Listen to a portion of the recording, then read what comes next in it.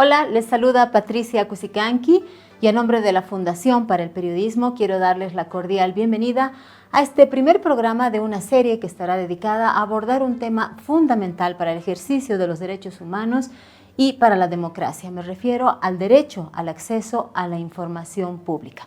Así es como ustedes lo escuchan, acceder a la información pública, solicitarla por supuesto en primera instancia y poder difundirla es un derecho humano reconocido por las Naciones Unidas.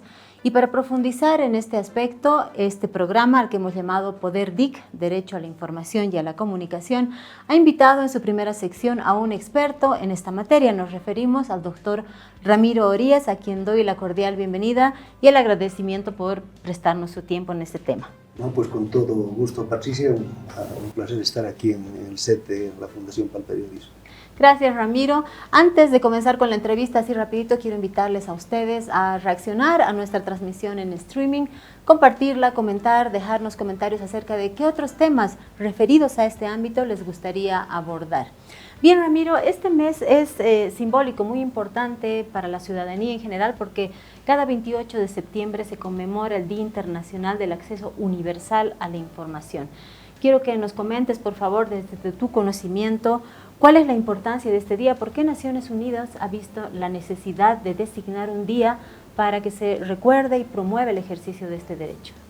Bueno, el derecho a la información está consagrado en los pactos internacionales de derechos civiles y políticos a nivel de Naciones Unidas, en la Convención Americana de Derechos Humanos, como un componente esencial y de la libertad de expresión, ¿no?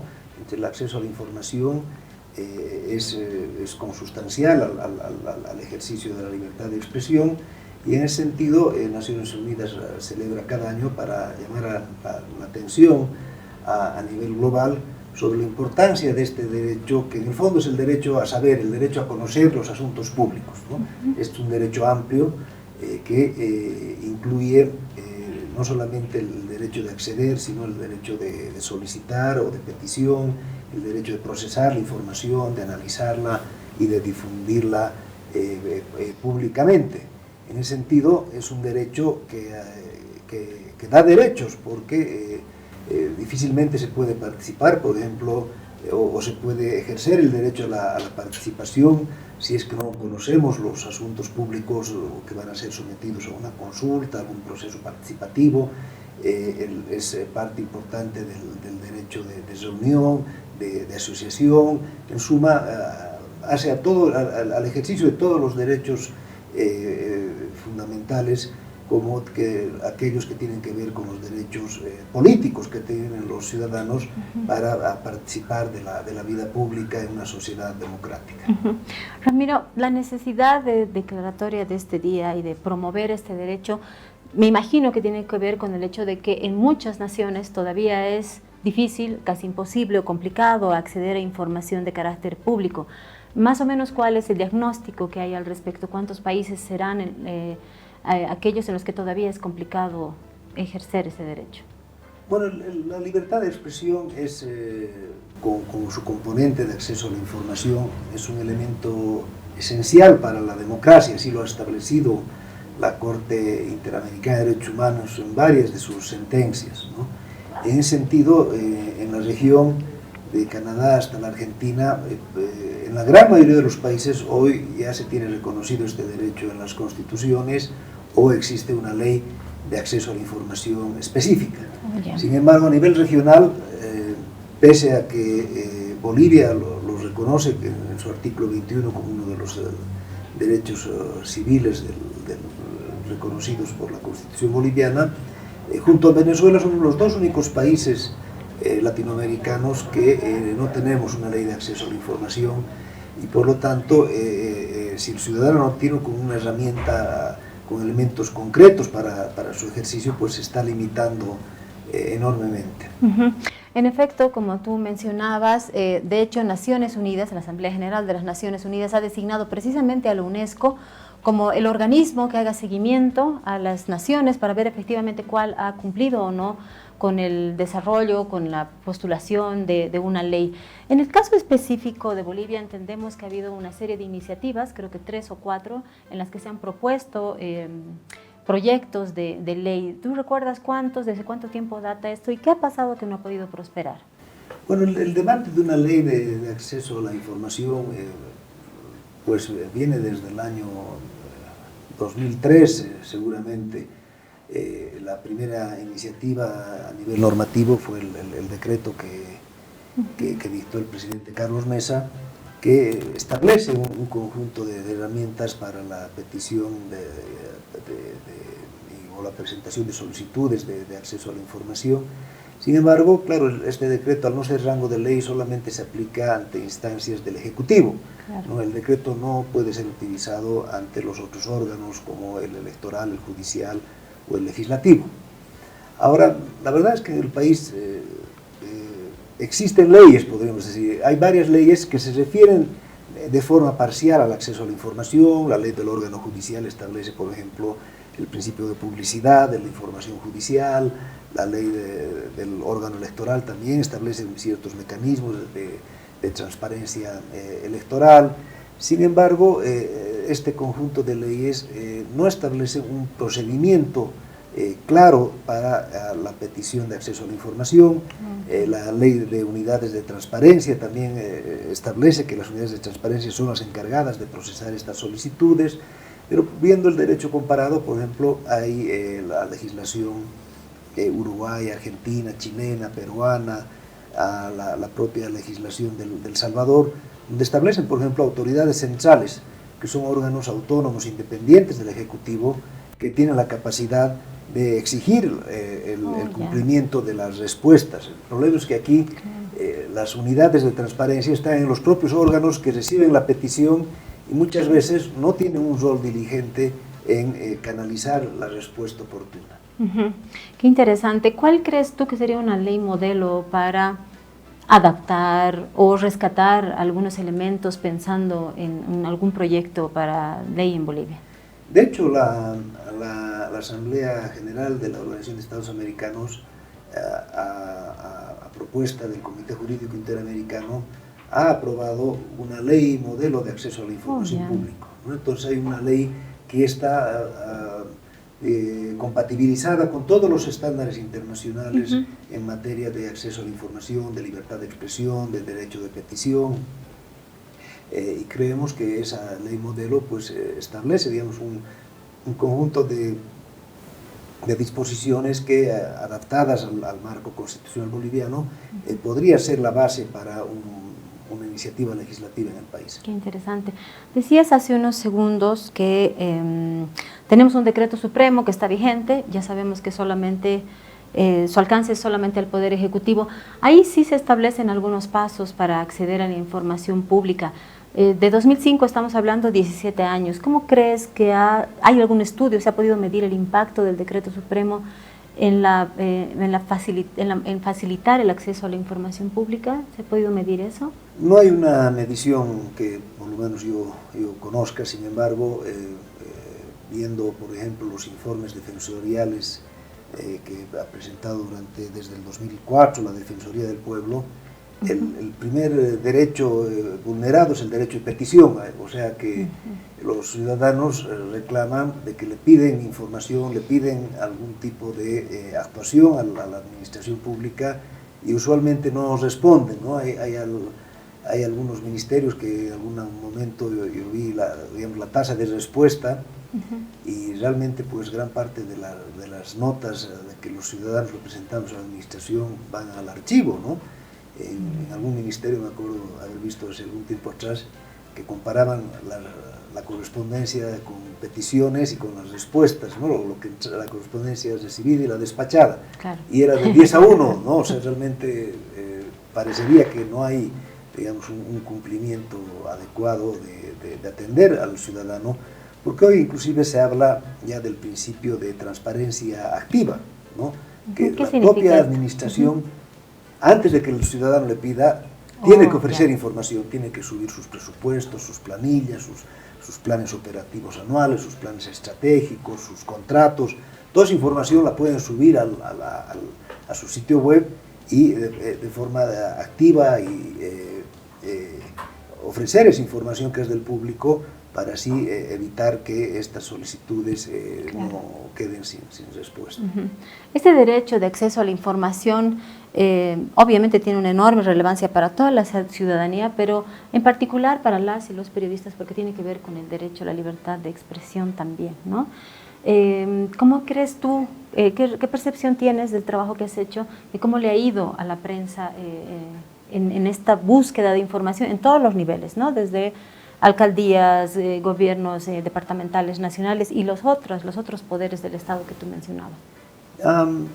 Digamos, de la experiencia práctica, del diálogo con los colegas periodistas, muchas veces los periodistas, sobre todo aquellos que hacen periodismo de investigación, obtienen información por otras fuentes, ¿no?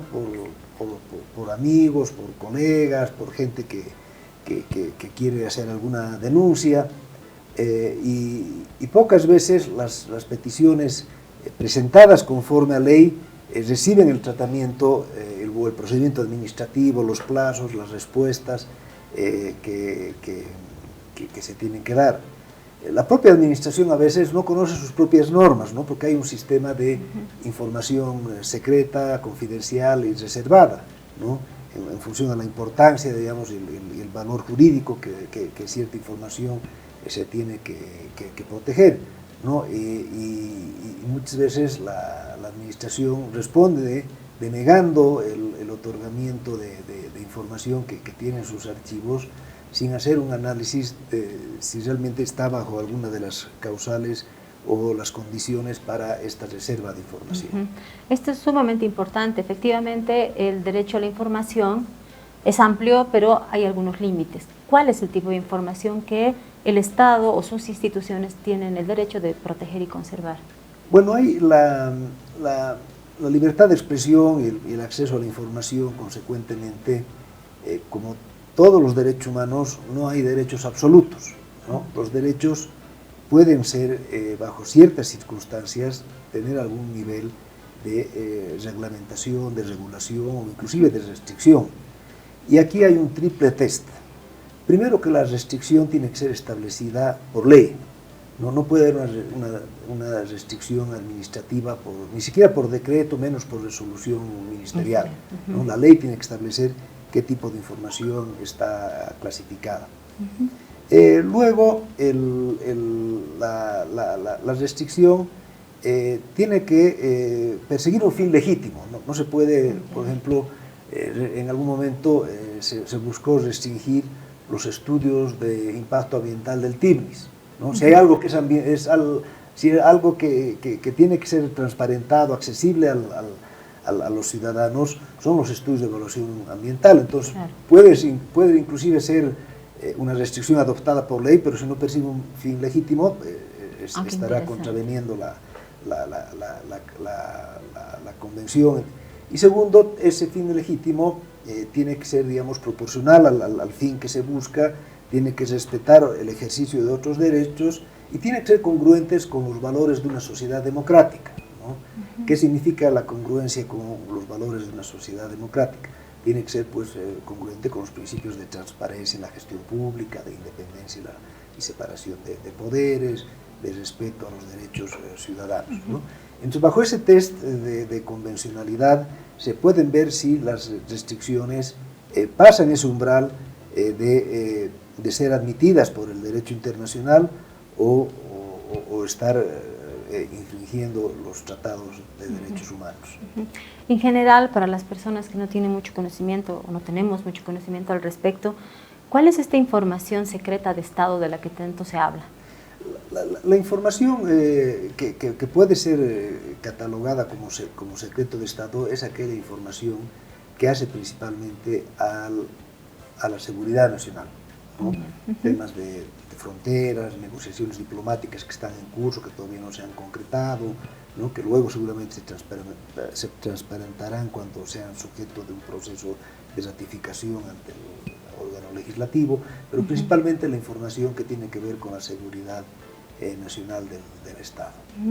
¿Y más o menos por cuánto tiempo? ¿Esto es secreta para toda la vida o hay en la experiencia de otras naciones un plazo que se le pone a todo este secretismo? Un plazo que establece en algunos países 40 años, en el país nuestra legislación establece niveles de reserva por 20 años y luego esta información queda desclasificada automáticamente. Una ley de acceso a la información en Bolivia tendría que establecer todos estos parámetros. Exactamente, debería establecer digamos, cómo los ciudadanos ejerceríamos nuestro derecho de petición a la información pública, pero también tiene que establecer las obligaciones del Estado sobre cómo proveer esa información en términos digamos, de oportunidad, de calidad, de gratuidad y finalmente, ¿qué pasa cuando el funcionario público se rehúsa a cumplir? Y en este caso, por ejemplo, en el derecho comparado hay inclusive mecanismos de destitución, de sanción disciplinaria al funcionario que entorpece la entrega de la información. A propósito de eso, el decreto supremo que todavía está vigente, el que mencionábamos, el 28168, ¿qué tipo de sanción especifica para el funcionario que se niega a dar información? Bueno, en el caso del decreto establece también unas sanciones que pueden llegar a la destitución e inclusive la remisión de antecedentes al Ministerio Público para su enjuiciamiento como incumplimiento de deberes. Pero para ello, como tú decías, deberíamos tener una autoridad superior a todo, que pueda mirar esto con equilibrio, sin que haya intereses políticos de por medio, etcétera, etcétera, ¿no? El tema es ese, ¿no? Que en nuestro sistema, digamos, hay el recurso jerárquico ante la autoridad superior, que generalmente es el ministro o la máxima autoridad ejecutiva de la organización, pero digamos, un poco es juez y parte, ¿no? Claro. Mientras sistemas que, de acuerdo a la ley modelo que se ha adoptado a nivel interamericano, hay unos requisitos para constituir entidades independientes, autónomas, con personal calificado, con las capacidades para realizar esta labor. Quiero que me ayudes con esta reflexión, que no sé si es correcta, pero el poder acceder a la información oportuna y transparentemente habla bien de un gobierno en general y garantiza también la confianza del pueblo en su gobierno, la gobernabilidad, ¿no es cierto? O sea, de allí el interés y la importancia también de una norma como esta. Exactamente, ¿no? La transparencia en la gestión pública es uno de los elementos esenciales de la democracia, inclusive así está reconocido por la Carta Democrática Interamericana. Nuestra Constitución habla del principio de transparencia en diversas partes de varios de sus capítulos.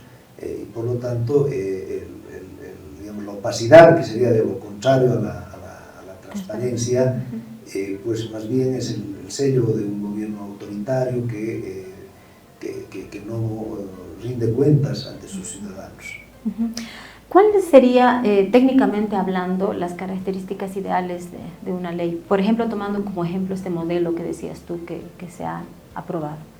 Bueno, primero que establezca los principios que tiene que imbuir a toda la administración pública en esta materia, que orienten el desarrollo, digamos, de los mecanismos, establecer los procedimientos de petición, las sanciones en el caso de incumplimiento y principalmente el rol de la Autoridad Central de Información Pública, que tenga estas características que aseguren que sea un órgano autónomo frente a los otros órganos del Estado.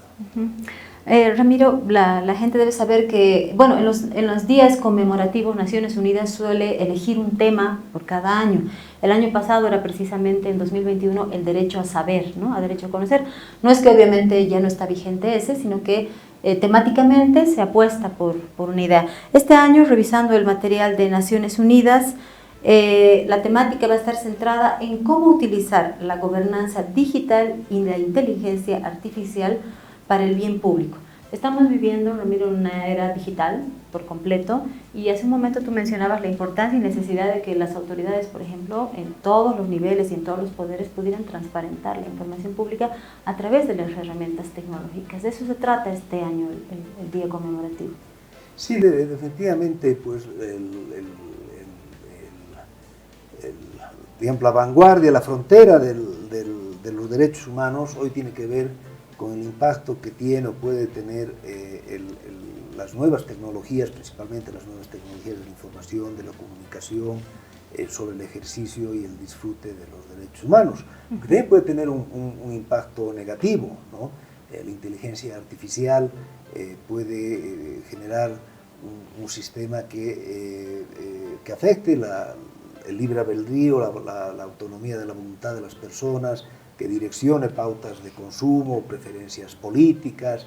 Entonces, en ese sentido, uno de los grandes desafíos de la sociedad global actual es ver cómo este desarrollo vertiginoso que tenemos de las ciencias, de la tecnología, de la inteligencia artificial, sea pues congruente a los valores de una sociedad democrática, sea respetuoso de los derechos humanos. Sin embargo, no basta con, entre comillas, cargar y subir información a la web o a la nube, ¿no? Un aspecto con el que tropezamos mucho, los ciudadanos en común, las ciudadanas en común y los periodistas en particular, es lo difícil que es acceder a esta información que puede estar obviamente colgada en internet o en la nube, ¿no? Tratar de ingresar y encontrar algo es casi imposible, ¿no? Entonces, si no se facilita eso, no significa que se esté cumpliendo con esta obligación, ¿verdad? Sí, de hecho la ley modelo, por ejemplo, establece algunos mecanismos de lo que podríamos decir acceso amigable a la información, claro. Porque también uno puede solicitar, digamos, una información que tiene, por ejemplo, el presupuesto asignado a las tareas de seguridad ciudadana, y el Ministerio de Hacienda le da al ciudadano todo el presupuesto general del Estado, donde deben ser 2.000 páginas, y le dice, bueno, aquí está la información, busque. Claro. Se supone que tiene que darle en un formato amigable, tal vez tendrá que darle un archivo Excel, solamente la partida que el ciudadano está solicitando, ¿no? Eso que acabas de decir es sumamente importante, ¿no? Hay cierta información encriptada además en un formato que es imposible de acceder y procesar. Claro. ¿No? Habría que ser un técnico informático, por ejemplo, para hacerlo. Sí, de hecho el otro día estuve escuchando algunos comentarios de colegas periodistas sobre el SICOES, ¿no? El SICOES es este sistema de compras estatales donde se entiende que están todos los procesos de licitación y los contratos que firma la administración pública, ¿no? Sin embargo, ellos se quejaban por lo dificultoso que era navegar en el SICOES, que se necesitaba tener una expertise particular para encontrar la información que se busca. De hecho, precisamente en el caso del SICOES, hace poco igual conversando con colegas de la prensa, hay organismos no gubernamentales que están haciendo ese trabajo, que en realidad debería estar ya hecho y transparentado, ¿no? En analizar esta información, tratar de sistematizarla utilizando algunas palabras claves y facilitársela, digamos, a los medios de comunicación para poder hacer su trabajo. Sí, definitivamente yo creo que hay un trabajo conjunto no solamente de los periodistas o de los medios de comunicación, sino también de las organizaciones de la sociedad civil, del mundo académico, digamos, de hacer un esfuerzo colaborativo para avanzar en la agenda de acceso a la información. Hace algún tiempo yo participé de un grupo muy interesante que eran ONGs pro transparencia y todas las asociaciones de la prensa, la ANP, la Asociación Nacional de la Prensa Boliviana, Herbol, ¿no? Y era un trabajo conjunto para promover la aprobación de una ley que lamentablemente no prosperó. En este caso, sobre la necesidad de transparentar esta información digital, ¿la GETIC es la institución clave a nivel del Ejecutivo? La GETIC es la agencia encargada de desarrollar el gobierno electrónico a nivel del Ejecutivo, ¿no? Y en ese sentido tiene un rol fundamental en promover que este gobierno electrónico digamos, sea amigable a los ciudadanos y alentar dentro del Estado que este principio de transparencia activa pues se asiente en la cultura administrativa. ¿Los alcances de la GETIC solo al Ejecutivo o también llegan al Tribunal Supremo Electoral o los otros poderes, el judicial y el legislativo? Entiendo que la GETIC en realidad nació como una iniciativa situada en la vicepresidencia. Y en ese sentido tiene, digamos, un rol de coordinación un poco más amplio con los otros órganos, pero definitivamente su misión fundamental está en desarrollar sus tareas en el Ejecutivo, pero también hay aquí un tema interesante, ¿no? Muchas entidades públicas desarrollan sus propios sistemas de información, pero estos sistemas no tienen las interfaces, no dialogan con los sistemas de las otras entidades públicas, ¿no? En el sector justicia, por ejemplo, el Ministerio Público tiene un sistema muy poderoso, el sistema libre. El órgano judicial tenía 2 hasta 3 sistemas, ¿no? uno que lideraba el Tribunal Supremo, otro el Consejo de la Judicatura, pero afortunadamente creo que hay un nivel de coordinación que ha ido avanzando y me parece importante que estos sistemas dialoguen entre sí y esta información pueda, digamos, ser, porque uno que como ciudadano que sigue su proceso, no tendría que entrar al sistema del Ministerio Público, después al sistema del órgano judicial. La idea es que esta información permita estar interconectada, pero también guardando las respectivas reservas, porque hay toda otra agenda de discusión actual que tiene que ver con el tema de privacidad de datos, ¿no? Y también se habla que el país necesita hoy una ley de protección de datos, porque digamos, hay mucha información que antes estaban en Cardex, que estaban en archivos físicos, que hoy está siendo procesada y el Estado tiene gran información de los ciudadanos, y esto puede significar también una interferencia indebida en la vida privada, y en ese sentido tiene que haber también los que tengan los custodios de esta información hoy digital, tienen que cumplir con esa protección de los ciudadanos, sobre todo de datos sensibles que requieren una protección reforzada y una mayor seguridad digital para que su información no se filtre. Por ejemplo, la información patrimonial o financiera de una persona sea vendida, digamos, a cadenas de marketing o a bancos que lo utilicen para su actividad privada. Claro. Sería lo recomendable entonces hablar, ojalá en paralelo, de una ley de acceso a la información y una ley de protección de datos. Sí, definitivamente, porque es acceso a la información pública, pero también protección de datos privados. Ramiro, hay un aspecto interesante porque hace un tiempo, son años creo, o tal vez era mucho antes si yo estoy equivocada, se ha comenzado a trabajar desde las instituciones públicas en las famosas rendiciones de cuentas, ¿no?